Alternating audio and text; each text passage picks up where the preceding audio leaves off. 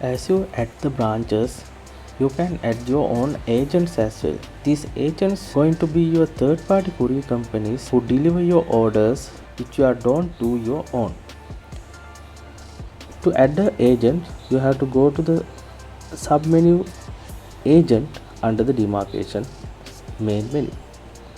In this screen, you can see the basic details of the agency, the name, the address and the email and the particular rate card.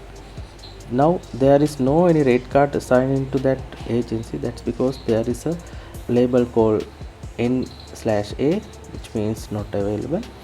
To add the agency, you have to go to the add new button there, and you have to fill the name, address, email and as well as the logo here.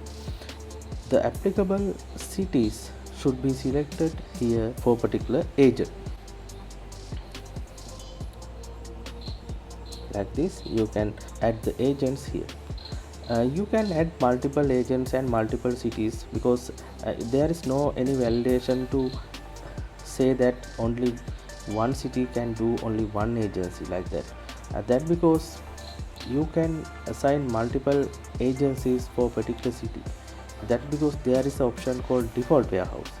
Typically sometimes you have a branch for city and another agent for the same city. In that scenarios, you should be able to select either the branch or the agent, so there won't be any validation to the cities for adding multiple agents. Here you can see the manage agency action, and you can edit the agent details here. You can edit the name, address, email and logo as well as the applicable city as well.